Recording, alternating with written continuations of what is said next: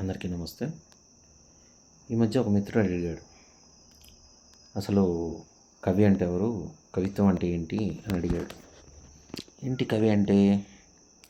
కవయా క్రాంతదర్శన, ప్రతిభావాన్ కవి, వక్త్రోక్తి నిపుణ కవి. మరి కావ్యం అంటే ఏంటి? కవిత్వం అంటే ఏంటి? వాక్యం రసాత్మకం కావ్యం, ధ్వనిర్మాత్మకం కావ్యం, శబ్దార్థో సహితో కావ్యం.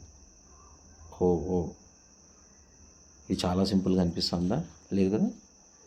ఈ కాలం కవిత్వం గురించి ఇంత పెద్ద పెద్ద నిర్వచనాలు అక్కర్లేదు, చాలా సులభంగా మనం అర్థం చేసుకునే ప్రయత్నిద్దాం. అందరికీ నమస్కారం. నా పేరు దోర్నాదుల సిద్ధార్థ, మాది పలమనేరు. అసలు మనం కవిత్వాన్ని ఎలా చూడాలి, కవిత్వాన్ని ఎలా అర్థం చేసుకోవాలి? చాలామందిలో చాలా రకాల అపోహలు ఉంటాయి. కవిత్వం ఎవరో పెద్ద పెద్ద వాళ్ళే రాస్తారు, మనమంతా రాయలేము, దానికి చాలా విజ్ఞానం కావాలి, అంత భాష మన దగ్గర లేదు, ఇలా అనుకుంటుంటారు. కవిత్వానికి భాష కాదు కావాల్సింది, నీ లోపల ఒక భావం కావాలి, అంతే. ఆ భావాన్ని నువ్వు ఎంత తేలిగ్గా చెబితే ఈ కాలంలో అది అంత గొప్ప కవిత్వం. అంటే కఠినమైన పదాలు, దీర్ఘ సమాసాలు, ఇవన్నీ మనం చిన్నప్పటి నుంచి చూస్తున్న కవిత్వం. ఇదంతా యాక్చువల్గా ప్రాచీన కవిత్వం. ఇప్పుడు పద్యకాలం నాటి కవిత్వంలో పెద్ద పెద్ద సమాసాలు వేస్తే, పెద్ద పెద్ద పదాలు రాస్తే, సంస్కృత పదాలు రాస్తే అది గొప్ప కవిత్వం అనుకుంటా ఉన్నాం. అటజనిగాంచే భూమీసురుడంబరచుంబి శిరస్సరజ్జరీ పడలు ముహుర్లు ముహుర్లు టదభంగ తరంగ మృదంగ అంటే అబ్బా అలసాని పెద్దని ఎంత గొప్పగా రాశాడు అని అంటాం. అడిగిదనని కడువడు జను నడిగిన తన మగుడ నుడుగుడని నడయుడగన్ వెడవెడ సిడిముడి తడమడ నడిగిడు నడిగిడ తుజడి మన్నడిగిడు నెడలన్. ఇది ఈ కాలంలో పాడే ర్యాప్ సాంగ్లా ఉంది, కానీ ఇది పోతన రాసిన పద్యం. మరి ఇట్లా రాస్తేనే కవిత్వమా? ఇట్లా రాస్తేనే అంటే కాదు, అస్సలు కాదు, అవసరం లేదు. ఎందుకంటే జనరేషన్స్ మారుతున్నప్పుడు, తరాలు మారుతున్నప్పుడు భాష మారుతుంది, వస్తువు మారుతుంది, లేదా ఆ వస్తువు పైన మనకున్న ఒపీనియన్స్ మారుతాయి. అంటే ఒక కాలంలో తప్పు అనిపించింది, తర్వాత కాలంలో రైట్ అనిపిస్తుంది. ఇప్పుడు ఆ కాలంలో స్త్రీలు బయటకు రాకూడదు, చదవకూడదు అన్నారు. ఇప్పుడు అలా అంటే జరుగుతుందా? లేదు కదా. ఇలా వస్తువు మారినప్పుడు, ఆ వస్తువు మీద మన అభిప్రాయం మారినప్పుడు ఖచ్చితంగా భాష మారుతుంది. మరి అది ఏ భాషలోకి పోతుంది? ఇప్పుడు మనం ఏదైతే మాట్లాడుతున్నామో ఆ భాషలోకి ఈ కాలంలో వచ్చాం మనం. అంటే ఒకప్పుడు ఉన్న అభిప్రాయం చదువుకున్న వాళ్ళు కవిత్వం చదువుకునే స్థాయి ఉంది, ఇప్పుడు అలా కాదు. ఎవరు విన్నా సులభంగా అర్థమయ్యేంత సహజంగా ఉంటుంది కవిత్వం అంటే. ఇంకొక మిత్ ఉంది, ఏంటంటే ప్రాసపదాలు రాసేస్తే కవిత్వం అనుకుంటారు. ప్రాసని తెచ్చి పెట్టుకోకూడదు. అంటే ఒక కవిత రాయడానికి నువ్వు కూర్చున్నప్పుడు ఇక్కడ నేను ప్రాస వాడాలి, ఇది కామా దగ్గర ప్రాస ఉండాలి అని రాస్తే అది ఎట్లా ఉంటుందంటే, ఒకరిని చూసి నువ్వు బలవంతంగా తెచ్చి పెట్టుకున్న నవ్వు ఎట్లుంటుందో అట్లాంటి ప్లాస్టిక్ నవ్వు లాంటిది ఆ ప్రాసపదం. అంటే కొన్ని చోట్ల ప్రాస సహజంగా వచ్చి కూర్చుంటే అది వేరే, అది దానికి అందాన్ని తెచ్చిపెడుతుంది. అంటే ఆ ప్రాస అక్కడ ఇది నా ప్లేస్ అని వచ్చి కూర్చుంది అనుకోండి, అది వేరే. మరి ఇప్పుడు శ్రీశ్రీ రాయలేదా, వాళ్ళు రాయలేదా, పొలాలనన్నీ హలాల దున్ని ఇలా తలంలో హేమం పిండక జగానికంతా సౌఖ్యం నిండక విరామ మెరుగక పరిశ్రమించే బలం ధరిత్రిక బలికావించే ప్రాసపదాలే, అంతా ప్రాసపదాలే కాదను. కానీ అది గేయ సాహిత్యం యాక్చువల్గా. అంటే పద్యాల నుంచి ఇప్పుడు మనం మాట్లాడుతున్న కవితకి ట్రావెల్ అయ్యేటప్పుడు ఆ మధ్యలో ఉన్న ఒక పీరియడ్ అనమాట. అప్పుడు ఏంటంటే అది మాత్రా ఛందస్సు అని దాంట్లో రాసేవాళ్ళు. అది ఛందస్సుకి కాదు, ఆధునికంగా ఛందస్సు లేనితనం కాదు, ఆ మధ్యలో ఒక చిన్నగా పెట్టుకున్న ఒక చిన్న రూల్ లాగా. మరి ఈ కాలంలో ప్రాస రాయరా అంటే రాస్తారు. సినిమా పాటలన్నీ కూడా ప్రాస లేకుండా నడవు. చాలా తక్కువ పాటలు అట్లాంటివి 1000 పాటల్లో ఏ ఒకటో రెండో దొరుకుతాయి అసలు లేకుండా. ఇప్పుడు ఈ మధ్య ఒక లేటెస్ట్ హిట్ సాంగ్ ఉంది. అది ఆహ్, 'చికిరి చికిరి'. ఆ చంద్రుల్లో ముక్క దారిందేది నక్క, నా ఒళ్ళంతా ఆడిందే తైతక్క. ఇక్కడ నా పాటని జడ్జిమెంట్ చేయొద్దండి. నేను గాయకుడిని కాదు, గాయం చేసేవాడిని అసలు కాదు. అంటే ఇక్కడ చూడండి, నా చంద్రుల్లో ఆ చంద్రుల్లో ముక్క జారిందే దీనక్క, నా ఒళ్ళంతా ఆడిందే తైతక్క, దీని అందాలో లెక్క, దీని వేషాలో తిక్క, నా గుండెల్లో పోతుంది ఉక్క. ఇక్కడ చూడండి, అన్నిట్లో మొక్క, దీనక్క, తైతక్క, లెక్క, తిక్క, ఒక్క ఇక్కడ తెచ్చిపెట్టుకుంటాడు కవి రాసని. ఎందుకంటే అది ఆ పాటలో విన్నప్పుడు అది నీకు హ్యాపీనెస్ ఇవ్వాలి కాబట్టి. కానీ మనం నిత్య జీవితంలో మనం రాసే కవిత్వంలో ఇది అవసరం లేదు. మరి మనం మన చుట్టూ చూసేదంతా మామూలు మాటల్లో రాస్తే కవిత్వం అయిపోతుందా? కాదు. అది ఇన్ఫర్మేషన్ అవుతుంది, డేటా ఇవ్వడం అవుతుంది. ఇప్పుడు నేను ఇక్కడ కూర్చొని ఉన్నా, తలుపు తెరుచుంది, గాలి వస్తుంది లోపలికి. తెరిచిన ఈ కిటికీలో నుంచి చల్లని గాలి వచ్చి పుస్తకంలో పేజీలు ఆ గాలికి కదులుతున్నాయి అనుకోండి. నేను ఇది చెప్తే ఇది ఇన్ఫర్మేషన్ అవుతుంది, కవిత్వం కాదు. ఇప్పుడు ఇదే సిచ్యువేషన్ నేను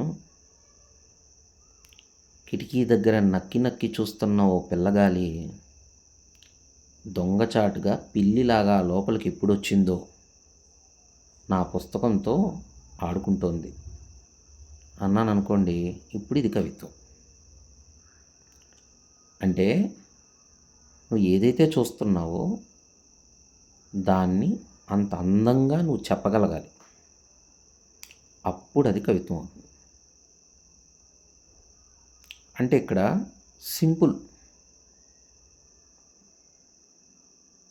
నువ్వు ఏ భావన అయితే ఫీల్ అయ్యావో, నువ్వు హ్యాపీ ఫీల్ అయ్యావా, బాధగా ఫీల్ అయ్యావా, లేదా కోపడ్డావా, ఏదైనా కావచ్చు, అదే ఫీలింగ్ని అవతల వాళ్ళ మైండ్లో నువ్వు క్రియేట్ చేయాలి. అప్పుడు అది మంచి కవిత్వం అవుతుంది. రెండోది ఏంటంటే గాఢత ఉండాలి. పేజీలు వర్ణించుకుంటా పోయేకి ఇది మనకు కావ్య రచనలు ఏం కావు. కవిత్వం అంటే ఎంత ఉంటుంది? మహా అయితే 1 పేజీ లేదా 2 పేజీలు. అంటే విరగ్గొట్టిన కావ్య మొక్కల్లో చూస్తే మనకు ఒక అంతా కలిపి పారాగ్రాఫ్ లాగా రాస్తే ఒక 10 లైన్లు 20 లైన్లు కూడా రావు. అంటే నువ్వు చెప్పాలనుకున్న ఫీలింగ్ని ఇంత తక్కువ అక్షరాల్లో నువ్వు చెప్పాలి. ఎంత తక్కువ అక్షరాల్లో నువ్వు చెప్తే అంత మంచి కవిత అవుతుంది. అంటే గాఢత, చిక్కదనం బాగుండాలి. భాష ఇప్పుడే మాట్లాడుకున్నాం, చాలా చాలా సరళంగా ఉండాలి భాష. లోతు ఉండాలి. అంటే నువ్వు ఒక అభిప్రాయాన్ని లోతుగా చెప్పాలి. అంటే ఆ మధ్య ఒక కవిని కలిసినప్పుడు ఆయన ఒక మాట అన్నాడు, అల్పాక్షరాల్లో సముద్రమంత అభిప్రాయాన్ని నువ్వు చెప్పగలగాలి. అంటే చెప్పాలంటే ఒక బిందువులో సింధువుని చూపించాలి. అది కవిత్వం. గాఢత ఉండాలి, లోతు ఉండాలి, మామూలుగా మనం మాట్లాడుకునే మాటలే ఉండాలి. కాకపోతే ఆ వర్ణన అనేది బాగుండాలి.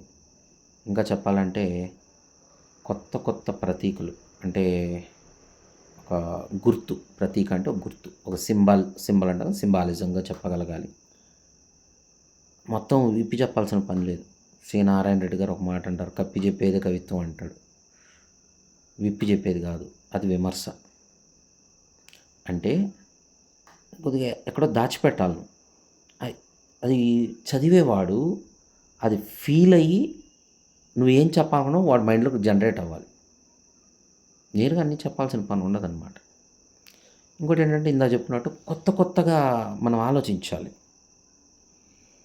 ఇప్పుడు ఎక్కడో ఒక కవిత పేరు రాసిన వ్యక్తి గుర్తులేదు, కానీ ఒక మొక్కజొన్న పొత్తులు కాల్చి అమ్ముతూ ఉంటుంది ఒక వర్షం పడుతున్నప్పుడు.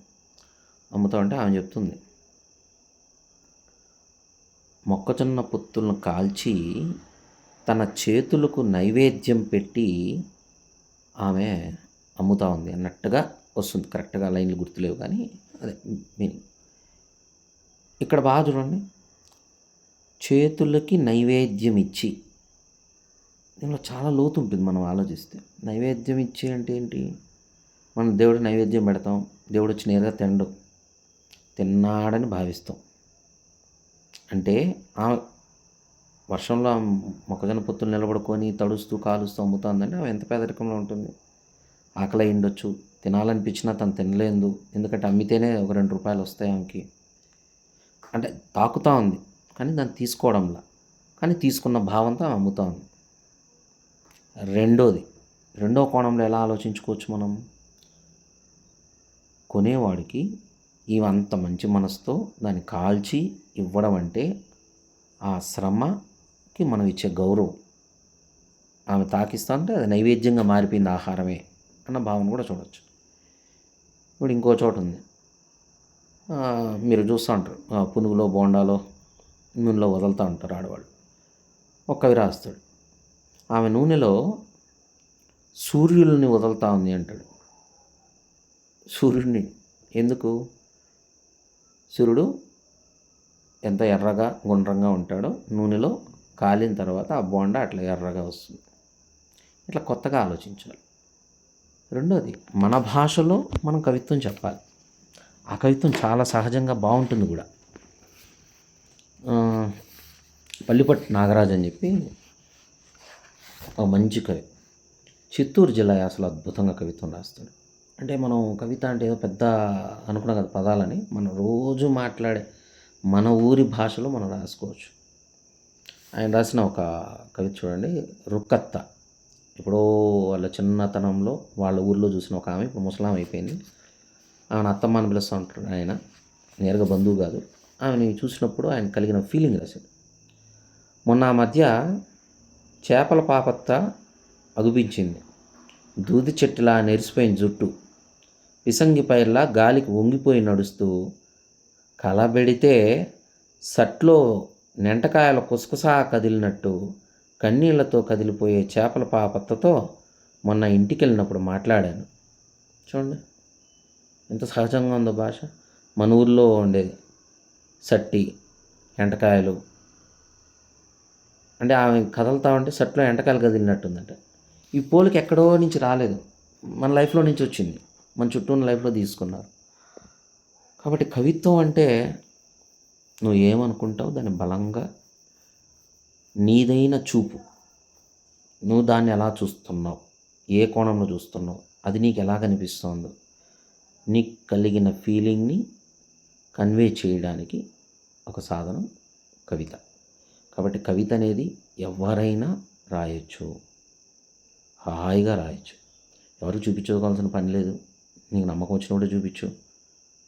దీనివల్ల ఒక ప్రయోజనం ఉంది, ఏంటంటే నీ మనసు ఖాళీ అవుతుంది, హాయిగా ఉంటుంది, నెత్తి మీద పెద్ద బరువు దించుకున్నట్టు ఉంటుంది. ఒకసారి రాసి చూడండి. మీ చుట్టూ ఉన్న వాటిని కవిత్వం చేయండి. మీ పాఠం చెప్తున్న టీచర్ని చేయండి, నీ పక్కన కూర్చున్న ఫ్రెండ్ని చేయండి, నువ్వు కూర్చున్న బెంచిని కవిత్వం చేయి, మీ అమ్మని చేయి, నాన్నని చేయి, నువ్వు రోజు చూసే చెట్టు మీద పెట్టని చేయి. నీకు ఏమనిపించిందో రాయి, నీ భాషలో రాయి. ఆ కవిత్వమే అసలు నిలబడేది. ఏమో నీలో ఎవరో ఒకరు రేపు గొప్ప కవిగా నా ముందే వచ్చి నిలబడచ్చు. కాబట్టి మీరందరూ కవిత్వం రాస్తారని ఆశిస్తున్నాను. This is Dornadala Siddhartha signing off. Thank you.